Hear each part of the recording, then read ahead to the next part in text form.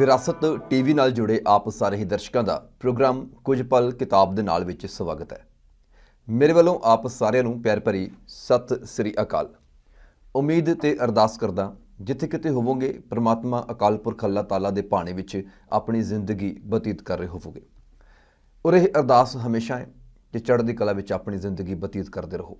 ਦੋਸਤੋ, ਪ੍ਰੋਗਰਾਮ ਦੇ ਵਿੱਚ ਅਸੀਂ ਖਾਸ ਤੌਰ ਤੇ ਗੱਲਬਾਤ ਕਰਦੇ ਹਾਂ ਕਿਸੇ ਖਾਸ ਕਿਤਾਬ ਦੇ ਬਾਰੇ, ਕੁਝ ਐਸੀਆਂ ਕਿਤਾਬਾਂ, ਕੁਝ ਐਸਾ ਸਾਹਿਤ ਜਿਹਦੇ ਵਿੱਚੋਂ ਸਾਨੂੰ ਆਪਣਾ ਵਿਰਸਾ, ਵਿਰਾਸਤ, ਸੱਭਿਆਚਾਰ ਜਾਂ ਜ਼ਿੰਦਗੀ ਜਿਉਣ ਦੇ ਵਾਸਤੇ ਉਸ ਕਿਤਾਬ ਦੇ ਵਿੱਚੋਂ ਸਾਨੂੰ ਕੋਈ ਰਾਹ ਦਸੇਰਾ, ਕੋਈ ਉਪਦੇਸ਼, ਕੋਈ ਸਿੱਖਿਆ ਆਦਿ ਮਿਲਦੀ ਹੋਵੇ।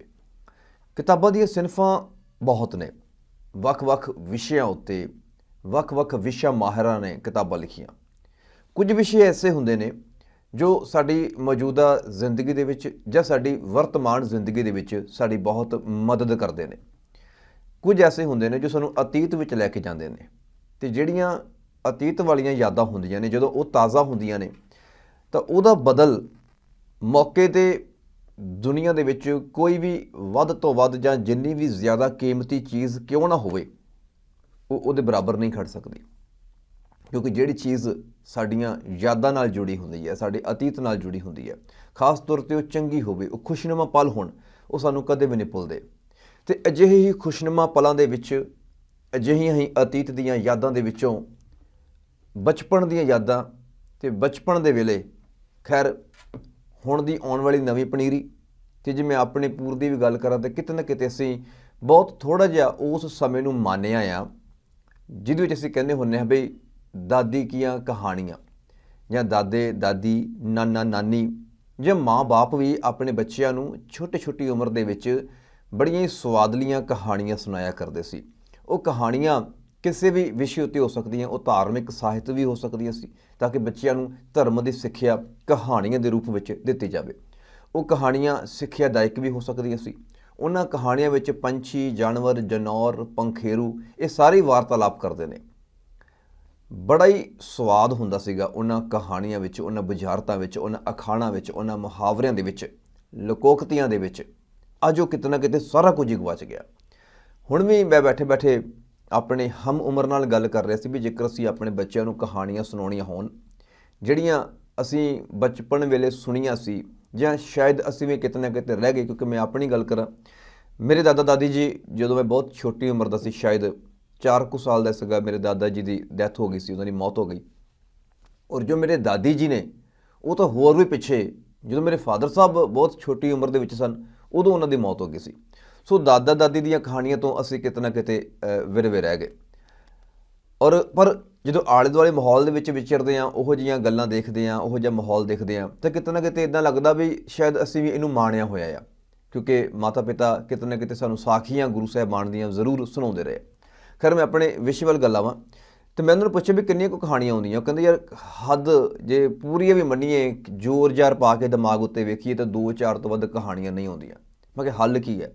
ਅਸੀਂ ਆਪਣੇ ਬੱਚਿਆਂ ਨੂੰ ਸਿੱਖਿਆਦਾਇਕ ਕਹਾਣੀਆਂ ਦੇ ਨਾਲ, ਭਾਵੇਂ ਕਿ ਬਹੁਤ ਸਾਰੀਆਂ ਕਿਤਾਬਾਂ ਹੈਗੀਆਂ ਨੇ ਮੌਜੂਦਾ ਸਮੇਂ ਦੇ ਵਿੱਚ, ਪਰ ਇੱਕ ਉਹ ਰਸ, ਉਹ ਸਵਾਦ, ਉਹ ਆਨੰਦ ਜੋ ਲੋਕ ਕਹਾਣੀਆਂ ਵਿੱਚ ਹੁੰਦਾ ਹੈ, ਉਹ ਇੱਕ ਕਾਲਪਨਿਕ ਕਹਾਣੀ ਦੇ ਵਿੱਚ, ਜੋ ਕਿ ਮੌਜੂਦਾ ਸਮੇਂ ਦੇ ਸੰਦਰਭ ਦੇ ਵਿੱਚ ਮੌਜੂਦਾ ਸਮੇਂ ਦੀ ਜਿਹੜੀ ਬੋਲੀ ਹੈਗੀ ਹੈ ਉਹਦੇ ਆਧਾਰ 'ਤੇ ਲਿਖਿਆ ਹੋਵੇ, ਉਹਦੇ ਵਿੱਚ ਕਿਤੇ ਨਾ ਕਿਤੇ ਉਹ ਸਵਾਦ ਮੰਨਫੀ ਰਹਿੰਦਾ ਹੈ।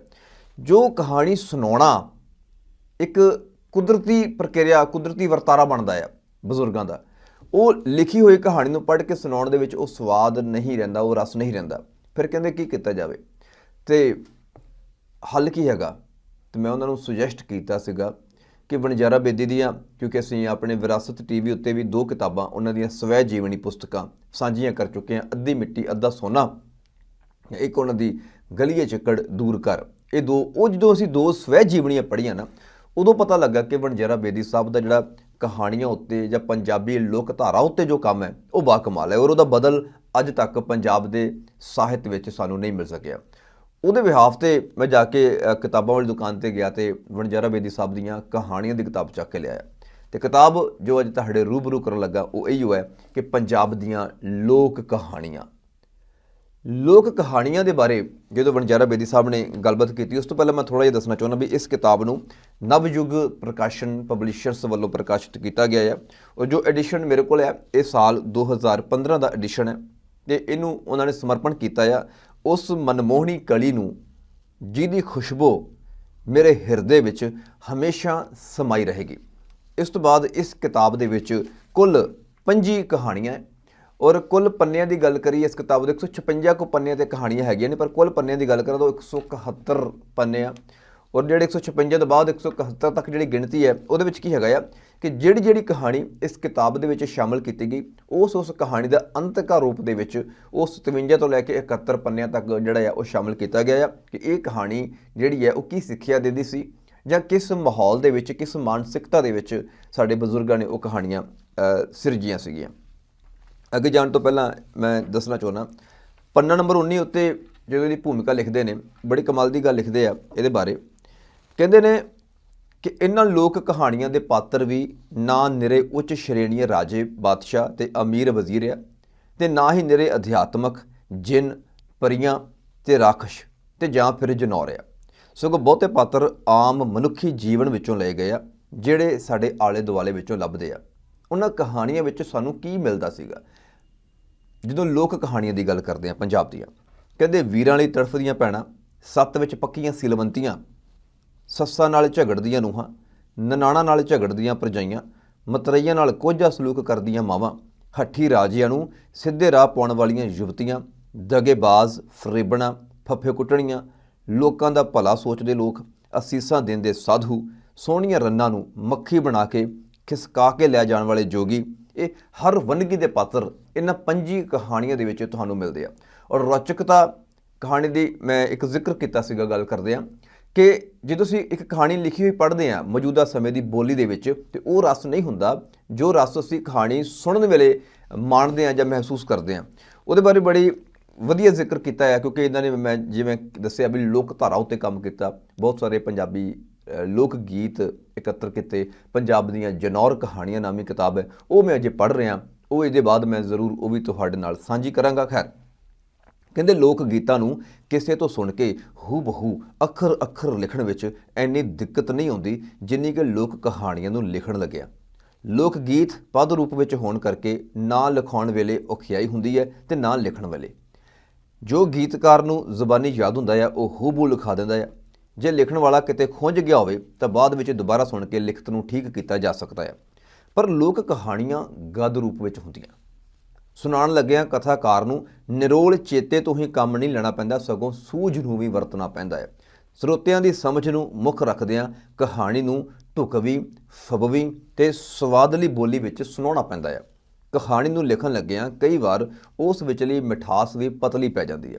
ਕਹਾਣੀ ਸੁਣਾਉਣ ਵੇਲੇ ਕਥਾਕਾਰ ਦਾ ਲਹਿਜ਼ਾ, ਬਿਆਨ ਢੰਗ, ਸ਼ਬਦ ਚੋਣ ਕਈ ਵਾਰ ਹੋਰ ਹੁੰਦੀ ਹੈ ਅਤੇ ਲਿਖਾਉਣ ਲੱਗਿਆਂ ਇੱਕਦਮ ਉਹਦੇ ਵਿੱਚ ਬੌਧਿਕ ਤਬਦੀਲੀ ਆ ਜਾਂਦੀ ਹੈ। ਕਹਾਣੀ ਅਤੇ ਕਥਾਕਾਰ ਬਹੁਤ ਵਾਰੀ ਵਿਦਵਤਾ ਅਤੇ ਸਿਆਣਪ ਦੀ ਪਾਣ ਵਧੀਕ ਚੜ੍ਹਾਉਣ ਦੀ ਕੋਸ਼ਿਸ਼ ਕਰਦਾ ਹੈ ਅਤੇ ਲੋਕ ਕਹਾਣੀ ਵਿੱਚ ਜਟਕਾਪਣ ਨਹੀਂ ਰਹਿੰਦਾ ਜਿਹੜਾ ਕਿ ਲੋਕ ਕਹਾਣੀ ਦੀ ਜਿੰਦ ਜਾਨ ਹੁੰਦਾ ਹੈ। ਕਈ ਵਾਰੀ ਇਸ ਤਰ੍ਹਾਂ ਵੀ ਹੋਇਆ ਕਿ ਜਦੋਂ ਕਿਸੇ ਕਥਾਕਾਰ ਤੋਂ ਕੋਈ ਕਹਾਣੀ ਪਹਿਲਾਂ ਸੁਣੀ ਉਹਦੇ ਵਿੱਚ ਜੋ ਆਨੰਦ ਪ੍ਰਾਪਤ ਹੋਇਆ ਉਹ ਦੁਬਾਰਾ ਸੁਣ ਕੇ ਲਿਖਣ 'ਤੇ ਨਾ ਆ ਸਕਿਆ। ਇਸ ਮਿਠਾਸ ਅਤੇ ਜਟਕੇਪਣ ਨੂੰ ਕਾਇਮ ਰੱਖਣ ਅਤੇ ਲੋਕ ਕਹਾਣੀ ਦੇ ਬਿਆਨ ਢੰਗ ਵਿੱਚ ਕੁਦਰਤੀ ਵਹਾਓ ਅਤੇ ਸੁਭਾਵਿਕਤਾ ਦੀ ਅੰਸ਼ ਨੂੰ ਬਹੁਲਤਾ ਵਿੱਚ ਪਕੜਨ ਲਈ ਬਹੁਤੀ ਵਾਰ ਇੱਕੋ ਕਥਾਕਾਰ ਤੋਂ ਇੱਕ ਲੋਕ ਕਹਾਣੀ ਕਈ ਵਾਰ ਸੁਣ ਕੇ ਲਿਖੀ ਅਤੇ ਸਭ ਤੋਂ ਚੰਗਾ ਰੂਪਾਂਤਰ ਇਸ ਸੰਗ੍ਰਹਿ ਵਿੱਚ ਦਿੱਤਾ ਗਿਆ। ਸਵਾਦ ਦੀ ਗੱਲ ਹੈ, ਮੈਂ ਤੁਹਾਨੂੰ ਦੱਸਣਾ ਚਾਹੁੰਦਾ ਥੋੜ੍ਹਾ ਜਿਹਾ। ਇਹ ਜੇ ਜ਼ਿਆਦਾ ਕਹਾਣੀਆਂ ਦੀ ਗੱਲ ਕਰਾਂ ਜਿਹੜੀ ਇਹਦੀ ਬੋਲੀ ਹੈ ਉਹ ਠੇਠ ਪੰਜਾਬੀ ਤਾਂ ਹੀ ਹੈ, ਪਰ ਥੋੜ੍ਹਾ ਟੱਚ ਜ਼ਿਆਦਾ ਹੈ ਉਹ ਧਨੀ ਪੋਠੋਹਾਰੀ ਜਿਹੜੀ ਬੋਲੀ ਹੈ ਉਹਦੇ ਨਾਲ ਜੁੜਿਆ ਹੈ। ਹਿਕ ਰਾਜਾ ਆ ਉਹਨੀਆਂ 7 ਰਾਣੀਆਂ ਆ, ਕਿਸੇ ਰਾਣੀ ਦੇ ਘਰ ਵੀ ਬਾਲ ਬੱਚਾ ਨਹੀਂ ਹੋਣਾ ਆ। ਰਾਜਾ ਬਹੁ ਦੁਖੀ ਹੋਇਆ ਅਤੇ ਉਸ ਆਪਣੀਆਂ ਰਾਣੀਆਂ ਕੀ ਹਿਕ ਦਿਹਾੜੇ ਸਦਕੇ ਆਖਿਆ, ਤੁਸੀਂ ਸਾਰੀਆਂ ਔਂਤਰੀਆਂ ਨਖੱਤਰੀਆਂ ਹੋ, ਜੇ ਤੁਸਾਂ ਕੋਈ ਬਾਲ ਜਾਤਕ ਨਾ ਜੰਮਿਆ ਤਾਂ ਮੈਂ ਤੁਸਾਂ ਕੀ ਘਰੋਂ ਬਾਹਰ ਕੱਢ ਛੋੜ ਸਾਂ। ਇਹ ਹੈ ਉਹ ਅਸਲ ਜੋ ਭਲੇ ਵੇਲੇ ਵਿੱਚ ਬੜੇ ਹੋਰ ਸਹਿਜ ਦੇ ਨਾਲ ਇਹ ਕਹਾਣੀਆਂ ਸੁਣਾਇਆ ਕਰਦੀ ਸੀ। ਉਹ ਸਾਰੀਆਂ ਕਹਾਣੀਆਂ ਇਸੇ ਹੀ ਜਟਕੇਪਣ ਦੇ ਵਿੱਚ ਬੋਲਣ ਸ਼ੈਲੀ ਦੇ ਵਿੱਚ ਲਿਖੀਆਂ ਹੋਈਆਂ, ਜਿਹਦੇ ਕਰਕੇ ਇਹਦੀ ਰੌਚਕਤਾ, ਇਹਦਾ ਆਨੰਦ, ਇਹਦਾ ਸਵਾਦ, ਇਹਦਾ ਰਸ ਕਹਾਣੀ ਪੜ੍ਹਦੇ ਹੋਏ ਵੀ ਲੱਗਦਾ ਕਿ ਕਹਾਣੀ ਸੁਣ ਰਹੇ ਹਾਂ।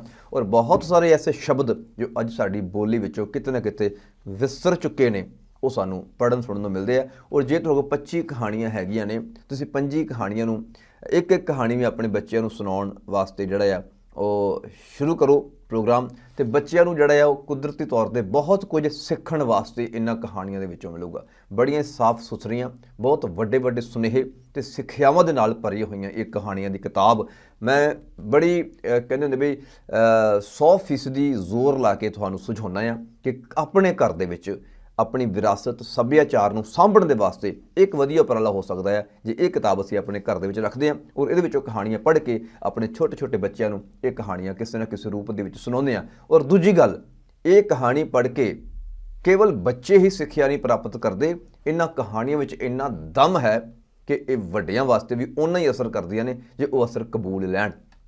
ਇਹਦੀ ਸਿੱਖਿਆ ਆ ਉਹ ਹਰ ਉਮਰ ਦੇ ਜਿਹੜੇ ਆ, ਹਰ ਉਮਰ ਵਰਗ ਦੇ ਵਾਸਤੇ ਉਹ ਇਹ ਕਹਾਣੀਆਂ, ਲੋਕ ਕਹਾਣੀਆਂ ਜਿਹੜੀਆਂ ਸਿਰਜੀਆਂ ਹੋਈਆਂ ਨੇ। ਔਰ ਕਮਾਲ ਦੀ ਸੂਝ ਸੀ ਉਹਨਾਂ ਲੋਕਾਂ ਦੀ, ਉਹਨਾਂ ਬਜ਼ੁਰਗਾਂ ਦੀ, ਸਾਡੇ ਵੱਡੇ ਵਡੇਰਿਆਂ ਦੀ, ਕਿ ਇੰਨੀ ਸੁੰਦਰਤਾ ਦੇ ਨਾਲ, ਇੰਨੀ ਖੂਬਸੂਰਤੀ ਦੇ ਨਾਲ ਉਹ ਕਹਾਣੀ ਕਹਿੰਦੇ ਸੀ, ਕਹਾਣੀ ਘੜਦੇ ਸੀ, ਕਹਾਣੀ ਲਿਖਦੇ ਸੀ ਕਿ ਉਹਦੇ ਵਿੱਚ ਕੇਵਲ ਸਿੱਖਿਆ ਹੁੰਦੀ ਸੀ, ਸੁਨੇਹਾ ਹੁੰਦਾ ਸੀਗਾ, ਮੋਰਲ ਵੈਲਿਊਜ਼ ਦੀ ਗੱਲ ਹੁੰਦੀ ਸੀ, ਅਤੇ ਉਹ ਸਾਰਾ ਕੁਝ ਬੱਚਾ ਕਹਾਣੀਆਂ ਦੇ ਰੂਪ ਦੇ ਵਿੱਚ ਸਹਿਜ ਹੀ ਆਪਣੇ ਪਰਿਵਾਰ ਦੇ ਵਿੱਚੋਂ ਹੀ ਉਹ ਸਿੱਖਿਆ ਹਾਸਲ ਕਰ ਲੈਂਦਾ ਸੀਗਾ। ਸੋ ਦੋਸਤੋ, ਇਹ ਸੀ ਕਿਤਾਬ ਅੱਜ ਦੀ। ਉਮੀਦ ਕਰਦਾ ਇਸ ਬਾਰੇ ਕੀਤੀ ਹੋਈ ਚਰਚਾ ਤੁਹਾਨੂੰ ਚੰਗੀ ਲੱਗੀ ਹੋਵੇਗੀ। ਸੋ ਕਿਤਾਬ ਦਾ ਨਾਮ ਹੈ ਪੰਜਾਬ ਦੀਆਂ ਲੋਕ ਕਹਾਣੀਆਂ। ਲੇਖਕ ਡਾਕਟਰ ਸੁਹਿੰਦਰ ਸਿੰਘ ਵਣਜਾਰਾ ਬੇਦੀ ਦੁਆਰਾ ਲਿਖਤ, ਨਵਯੁੱਗ ਪਬਲਿਸ਼ਰਸ ਵੱਲੋਂ ਪ੍ਰਕਾਸ਼ਿਤ ਕੀਤੀ ਕਿਤਾਬ ਹੈ। ਸੋ ਉਮੀਦ ਕਰਦਾ ਚਰਚਾ ਚੰਗੀ ਲੱਗੀ ਹੋਵੇਗੀ। ਪ੍ਰੋਗਰਾਮ ਕਿਹੋ ਜਿਹਾ ਲੱਗਿਆ, ਆਪਣੇ ਵਿਚਾਰ ਪ੍ਰਤੀਕਿਰਿਆਵਾਂ ਕਮੈਂਟ ਬਾਕਸ ਦੇ ਵਿੱਚ YouTube ਤੇ Facebook ਤੇ ਜ਼ਰੂਰ ਸਾਂਝੀਆਂ ਕਰਨਾ। ਅਤੇ ਜੇਕਰ ਤੁਹਾਡੇ ਮਨ ਵਿੱਚ ਕੋਈ ਕਿਤਾਬ ਦੇ ਬਾਰੇ ਹੈ, ਤੁਸੀਂ ਸਾਨੂੰ ਦੱਸ ਸਕਦੇ ਹੋ। ਅਸੀਂ ਉਸ ਸੰਬੰਧਿਤ ਕਿਤਾਬ ਨੂੰ ਪੜ੍ਹ ਕੇ ਤੁਹਾਡੇ ਵਾਸਤੇ ਜ਼ਰੂਰ ਉਸ ਕਿਤਾਬ ਦੇ ਵਿਸ਼ਾ ਵਸਤੂ ਬਾਰੇ ਗੱਲਬਾਤ ਕਰਾਂਗੇ। ਸੋ ਮਿਲਦੇ ਹਾਂ ਅਗਲੇ ਐਪੀਸੋਡ ਵਿੱਚ ਇੱਕ ਹੋਰ ਨਵੀਂ ਕਿਤਾਬ ਨਾਲ। ਤਦ ਤੱਕ ਲਈ ਮੈਨੂੰ ਦਿਓ ਇਜਾਜ਼ਤ। ਸਤਿ ਸ੍ਰੀ ਅਕਾਲ।